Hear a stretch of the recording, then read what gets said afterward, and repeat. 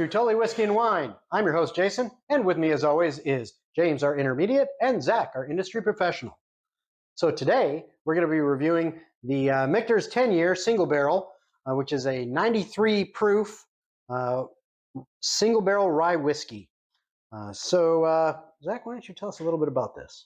Yeah, so Michter's notoriously secretive and has not disclosed the mash bill for their rye recipe at all. So there's no true basis to go off of. Granted, with general consensus and flavoring, It's we got can at go least ahead. 51% rye. Yep, legally it's got 51% rye, but there is definitely some sweetness going on here. This drink's more like a bourbon than a rye, a single barrel, so each one's going to be a little bit different. Yeah, that's about all I'm gonna give you. All right. They're pretty secretive. We think it's about, what do we think, about $125 at the distillery, secondary, Something like all that. over the place. Yeah, 130 plus, something like that. We paid nothing, so that is the best price. Yes. All right. So, what did we score it as? Drum roll, please.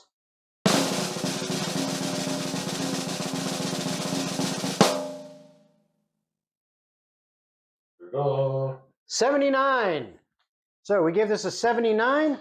And how did we do that? Well, we score in 4 categories: nose, mouthfeel, flavor, and finally the finish. What we'll do is we'll blind taste it, and we'll rate it up to 25 points in each of the 4 categories, add that together to get up to 100 points, and then take all 3 of our scores and average them out in order to get our final score. So let's talk about these individual categories, and we'll start with the nose. James? You want to start us out? So nose-wise, I gave it a 19. Okay. I get vanilla candle, some toffee. I put in there some grain notes at the end. I got on one of my other. It definitely takes time to work on this one. Mm-hmm. You got to work on the glass a little bit. They're all little subtle things. They're not big blasting in your face. They're just kind of a little bit more subtle. But they all work together good. So it's really hard to give them words and stuff. So, 19. I'm going to jump in on this next because you said it. I got vanilla. That was the first thing I got, vanilla. I also got a little bit of caramel and marshmallow. That's what I got off of it, and I scored it a 20. I really kind of like that marshmallow scent. I thought it was neat. So I also gave it a 20 on score. Very cloistered whiskey here. This required a lot of time, and I gave it a little bit of water just to try and help it open up a little bit. And that helped a lot. So caramel, sour oak, dates, cardamom, and then burnt sugar were kind of the notes that I was getting. Yeah. I can see that burnt sugar, but I can, But it's different enough for me that I'm going to go ahead and distinguish that there. Really good.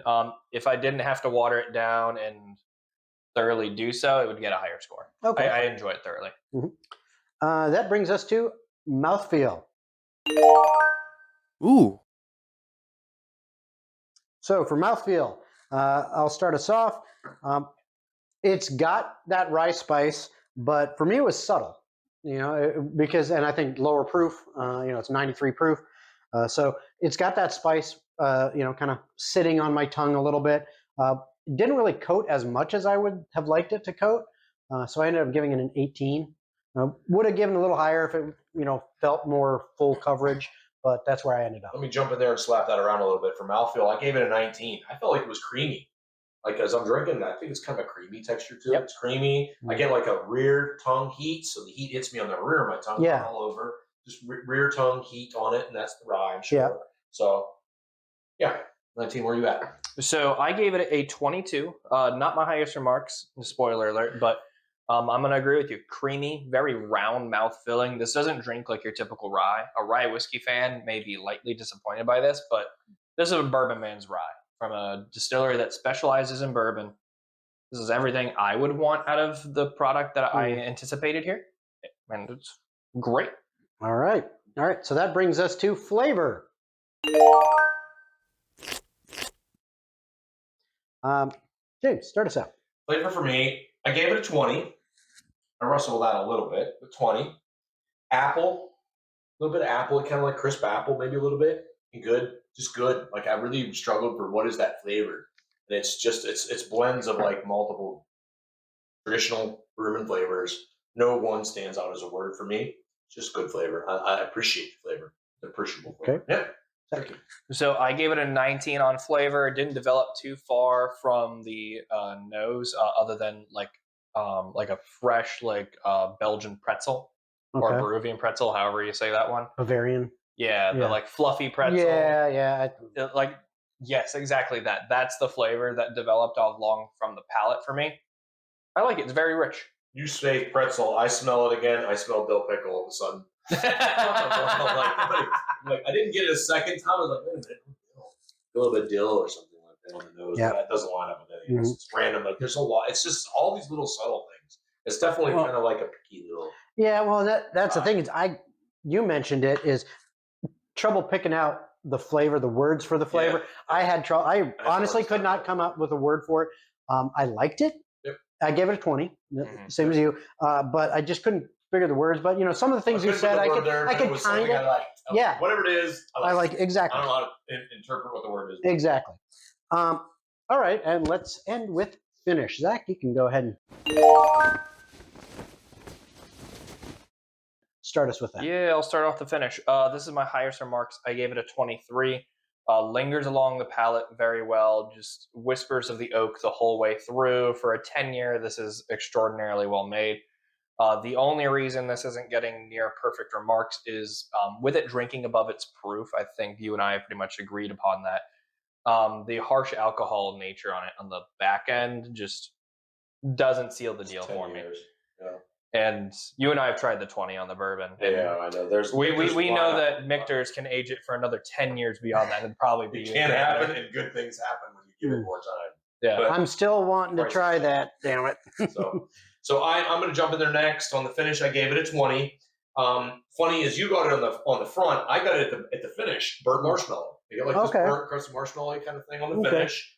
Campfire marshmallow, campfire thing. And my nose drinks above its proof. The finish just finishes above its proof. I would have guessed this was 100, 104 kind of thing. So just drinks a little higher than its proof, which is cool for people who want that, Yeah. For me, get more for what you want, so. For me, I actually knocked it down just a hair. I gave it a 19. Mostly because based on the flavor I was getting, the mouthfeel I was getting, all of it was kind of working pretty well. And I did like the kind of the burn I was getting, but it wasn't as strong as I wanted. And it fell off just a little for me on that. Overall, still good, 19, but it's just, I kind of wanted a little more heat, just a little bit more. As we're talking, I'm like, I still taste it. Yeah. So it's a lasting finish. It is, but it doesn't it's not a flavored finish. It's just, it's kind of missing. It sticks to your mouth. So and maybe in that it's kind of. Well, reflect back to the Penelope Rio that we had. The sweetness lingers. It's not a bad thing. Yeah, no, Don't start knocking points now. Okay. No. It's okay. For me, where it goes, I've had, so Michter, I like Michters. I like to get behind Michters. They've been around a long time. They know what they're doing. I can't believe you can't enjoy this product. If you don't enjoy it, then it's just. I like it. It's just. It just dropped a little bit on that. I wish this was something you could go pick up at the store, and then people would really appreciate it. Even if it was a limited supply product, but like an in-store. The fact that in the state of Florida, I can't get this unless it's through like the Vault or a once-a-year drop at a small store. Yeah, you got to go. I usually go and stand in the line to get it. It's a distillery. If you're wanting this, they drop them different times of the month, so you can get like that bottle a day. Okay. So usually that's a common way for people to get it. The exclusivity helps. But it's at that point, like if I had to go and stand in a line and I paid my $120 and I got this, and I'm like, there's some other things that don't have to stand in a line to get, and they're readily available, and they drink pretty darn good. So I respect their quality. I just wish it was more available for more people to appreciate. Yeah, I ain't gonna fight about $120, $130. So the price is absolutely worth it. At that. But and obviously they can take some of these further and do better with some of their higher products. I'm still waiting to try that 20. Yeah. I want to try that 20. The day we open that 25, or the 25. It feels a little like it's going to tip over and fall sometimes. That skinny bottle shape. I think about that too now more when I buy bottles and stuff. I kind of feel like I want to knock somebody else's stuff off when I go to pour. Oh, that's just the barrel, man. Yeah. All right. Cool. So there you have it. Michter's 10-year single barrel, and we gave that a 79. I hope you guys enjoyed the episode, and whatever you're drinking, we hope you enjoy. Cheers. Cheers.